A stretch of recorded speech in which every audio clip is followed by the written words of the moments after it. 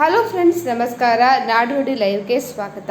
ಸ್ನೇಹಿತರೆ, ಇದೀಗ ಬೆಂಗಳೂರಿಗರಿಗೆ good news ಸುದ್ದಿಯೊಂದು ಇದೆ. ಏರ್ಪೋರ್ಟ್ ಮೇಲಿನ ಒತ್ತಡ ಕಡಿಮೆ ಮಾಡೋದಕ್ಕೆ ಸರ್ಕಾರ 2ನೇ ಅಂತಾರಾಷ್ಟ್ರೀಯ ವಿಮಾನ ನಿಲ್ದಾಣ ನಿರ್ಮಿಸಲು ಮುಂದಾಗಿದೆ. ಹಾಗಿದ್ರೆ ಏನಿದು ಈ ಸುದ್ದಿ? ವಿಡಿಯೋವನ್ನು ಕಂಪ್ಲೀಟ್ ಆಗಿ ವಾಚ್ ಮಾಡಿ. ಬೆಂಗಳೂರಿನಲ್ಲಿ ದಿನದಿಂದ ದಿನಕ್ಕೆ ಜನಸಂಖ್ಯೆ ಮತ್ತು ವಿಮಾನ ಪ್ರಯಾಣಿಕರ ಸಂಖ್ಯೆ ಹೆಚ್ಚಾಗ್ತಾ ಇದೆ. ಹೀಗಿರುವಂತಹ ದೇವನಹಳ್ಳಿ ಏರ್ಪೋರ್ಟ್ ಮೇಲಿನ ಒತ್ತಡ ಕಡಿಮೆ ಮಾಡೋದಕ್ಕೆ ಸರ್ಕಾರ 2ನೇ ಅಂತಾರಾಷ್ಟ್ರೀಯ ವಿಮಾನ ನಿಲ್ದಾಣ ನಿರ್ಮಾಣ ಮಾಡೋದಕ್ಕೆ ಪ್ಲಾನ್ ಮಾಡಿಕೊಂಡಿದೆ. ಸೊ ಎಲ್ಲಿ ಅಂತ ಹೇಳಿದ್ರೆ, ಕನಕಾಪುರ ರಸ್ತೆ. ಉದ್ಯಮಿ ಕಿರಣ್ ಮಂಚೋದರ್ ಶಾ ಕೂಡ ಇದಕ್ಕೆ ಒತ್ತು ನೀಡ್ತಾ ಇದ್ದಾರೆ. ನೆಲಮಂಗಲ ಮತ್ತು ಕುಣಿಗಲ್ ರಸ್ತೆ, ಇಲ್ಲಿ ಹೆಚ್ಚು ಖಾಲಿ ಕೂಡ ಜಾಗ ಇರುವಂಥದ್ದು. ಇನ್ನು ಮೈಸೂರು ರಸ್ತೆ, ಈ ಭಾಗದ ಅಭಿವೃದ್ಧಿಗೆ ಇದು ಕೂಡ ಸಹಕಾರಿಯಾಗಿದೆ. ದಕ್ಷಿಣ ಬೆಂಗಳೂರಿನ ಜನರಿಗೆ ಜಯನಗರ, ಬನ್ನೇರುಘಟ್ಟ, ಈಗ ದೇವನಹಳ್ಳಿಗೆ ಹೋಗಲು 2ರಿಂದ 3 ಗಂಟೆ ಬೇಕು.